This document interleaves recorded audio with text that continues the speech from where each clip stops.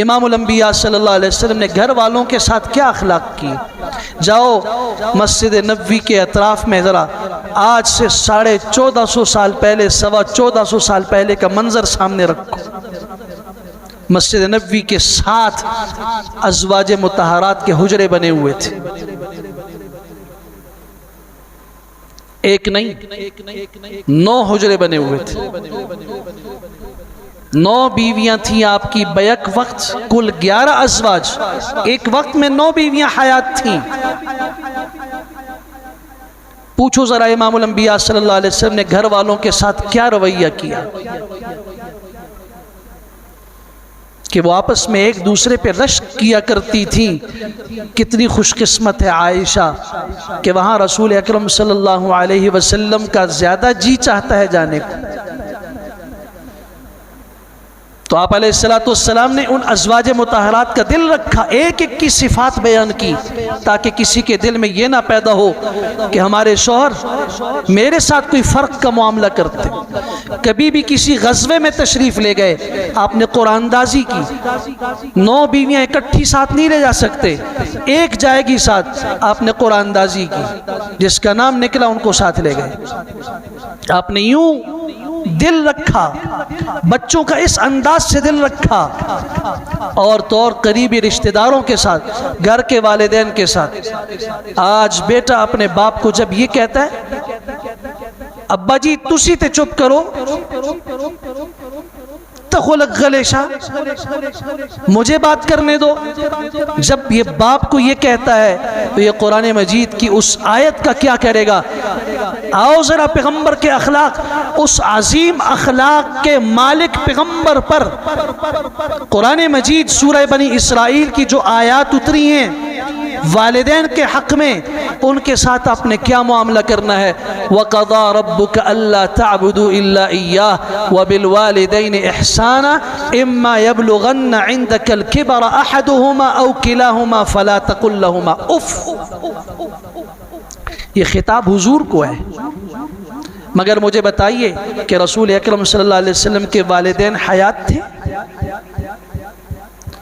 اب جب دنیا میں تشریف لائے تو آپ یتیمی کی حالت میں آئے، 6 سال کی عمر میں والدہ کا سایہ اٹھ گیا، آپ کے ماں باپ تو نہیں زندہ تھے، یہ قرآن کیوں کہہ رہا ہے فَلَا تَقُلْ لَهُمَا اف؟ آپ ان سے اف نہ کہیے۔ آپ کے ذریعے مجھے اور آپ کو پیغام دیا جا رہا ہے کہ جو امت کہتی ہے ہمیں فخر ہے کہ ہم محمد الرسول اللہ کے غلام ہیں، ہم پیغمبر کی امت میں ہیں، نبی آخر الزمان کی امت میں ہیں، انہیں یہ سمجھنا چاہیے کہ جو خطاب حضور کو ہے وہ آپ کو ہے۔ فَلَا تَقُلْ لَهُمَا اف، اف نہیں کہنا۔ گالی کہاں سے جائز ہو گئی؟ زبان درازی کہاں سے جائز ہو گئی؟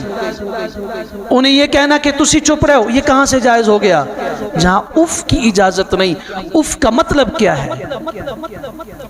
بیٹے کے پاؤں میں کانٹا چبھ گیا، اسے کوئی تکلیف اور درد محسوس ہوا، ماں باپ سامنے موجود ہیں، اگر یہ کہتا ہائے میں مر گیا، ہائے میری ٹانگ، ہائے بہت بڑا جملہ ہے، اف بھی نہیں۔ آپ کو تکلیف پہنچی، آپ کی زبان سے لفظ اف نکلے گا، یہ آپ کی زبان سے نکلے گا، لیکن آپ کی ماں کے دل کو چیر کے رکھ دے گا کہ یہ میرے بیٹے کو کیا ہوا۔ اتنا تکلیف ماں کو نہ پہنچاؤ، تکلیف تمہیں ضرور پہنچی ہے لیکن تمہاری اف سے ان کے دل کو تکلیف پہنچے گی، اس لیے اپنی تکلیف میں ماں باپ کے سامنے اف کرنے کی اجازت بھی نہیں ہے۔ وَلَا تَقُلْ لَهُمَا اف وَلَا تَنْهَرْهُمَا، انہیں جھڑکنا نہیں، وَقُلْ لَهُمَا قَوْلًا كَرِيمًا، اور اگر کبھی ان سے بات کرنے کا موقع ملے تو کریمانہ انداز سے بات کرنا۔ کریمانہ انداز کا مطلب کیا ہے؟ اس کی مثال حضرت حسن بصری رحمت اللہ تعالی نے دی ہے، جیسے کسی آقا کے غلام سے غلطی ہو جائے اور اسے پتا ہو کہ میرے آقا کو میری غلطی کا پتہ چل گیا ہے، اور آقا نے اس غلام کو اپنے پاس بلایا ہو ادھر آؤ، اور کہا تم نے یہ غلطی کی،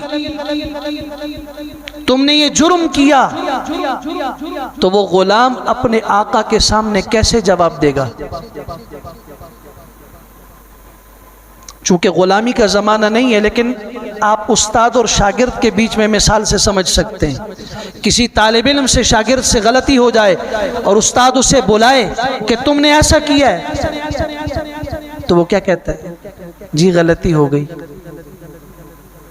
جی استاد جی آئندہ نہیں ہوگا، میں توبہ کرتا ہوں، پھر شکایت کا موقع نہیں ملے گا۔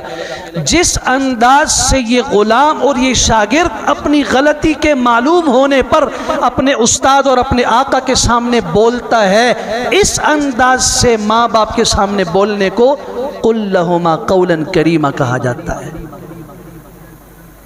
بس نہیں، وَاخْفِضْ لَهُمَا جَنَاحَ الذُّلِّ مِنَ الرَّحْمَةِ، شفقت کے ساتھ اپنے پہلو ان کے سامنے جھکائے رکھو۔ یہ بازو ہیں نا، یہ پہلو ہیں ہمارے، ماں باپ کے سامنے یہ دونوں بازو نیچے ہونے چاہیے، تقریر ان کے سامنے نہیں ہونی چاہیے۔ ماں باپ سے بولنا پڑے ہاتھ انگلی اس طرح نہ اٹھاؤ۔ وَاخْفِضْ لَهُمَا جَنَاحَ الذُّلِّ، ذلت سے، عاجزی سے، مسکنت اور تابعداری کی انتہا کر دو، ماں باپ کے سامنے ہاتھ کو نیچے رکھو۔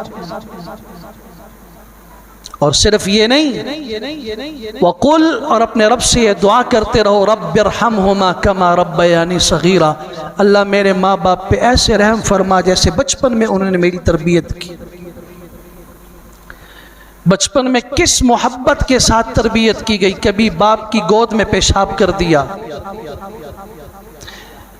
کبھی ماں کے پہلو میں پیشاب کر دیا، اور پاخانہ اور گندگی کر دی، اس ماں نے کبھی بھی ناک نہیں چڑھائی، اٹھا کے صاف کر کے دھلا کے پھر۔ کبھی کبھار پیٹ کے خراب ہونے کی صورت میں گھنٹے میں 10 مرتبہ قضاء حاجت تم نے کی، ماں نے ایک مرتبہ شکایت نہیں کی۔ قُلْ رَبِّ ارْحَمْهُمَا كَمَا رَبَّيَانِي صَغِيرًا، یہ اخلاق کا وہ پہلو ہے جو امام الانبیاء صلی اللہ علیہ وسلم کو اللہ نے بتایا اور آپ نے اپنی امت کو تعلیم دی، اور فرمایا میرے صحابہ اگر میں تمہیں نماز پڑھا رہا ہوتا اور میں نے سورہ فاتحہ شروع کر رکھی ہوتی، مجھے میری ماں حجرے کا دروازہ اور کھڑکی کھول کے آواز دیتی یا محمد، میں کہتا لبیک یا امی، میں نماز توڑ کے اپنی ماں کی طرف چلا جاتا۔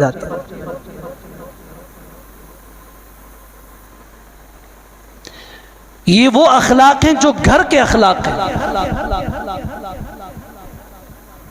بہت بڑا امتحان ہوتا ہے اخلاق کا جس وقت رشتہ دار سامنے ہوں، ان سے کوئی خطا ہو جائے، ان کے بارے میں کوئی بدگمانی ہمارے دماغ میں بیٹھ جائے، تو پھر ہم اخلاقیات کا جنازہ نکالنے میں دیر نہیں لگاتے۔ کئی دفعہ 2 بھائیوں کا فیصلہ ہمارے سامنے آیا، سگے بھائیوں کا، ایک ماں اور ایک باپ کی اولاد، جو جب باتوں پہ آتے ہیں تو یہی کہتے ہیں کہ ہماری رگوں میں ایک خون دوڑ رہا ہے، ہم نے ایک ماں کا دودھ پیا ہے، ہم نے ایک باپ کی کوکھ سے جنم لیا ہے۔ لیکن جس وقت ان میں نفرت پیدا ہوئی تو اللہ کی قسم فیصلوں میں ہم نے یہ جملے سنے، یہاں سے کہا گیا استاد جی، مفتی صاحب، عالم دین صاحب، قاضی صاحب، اگر مجھے جہنم میں جانا پڑے مجھے وہ قبول ہے، لیکن میں اسے ایک پائی دینے کے لیے تیار نہیں ہوں۔ رشتہ داریوں کے ساتھ جب اخلاقیات کا مظاہرہ ہو تو یہ ہوتا ہے۔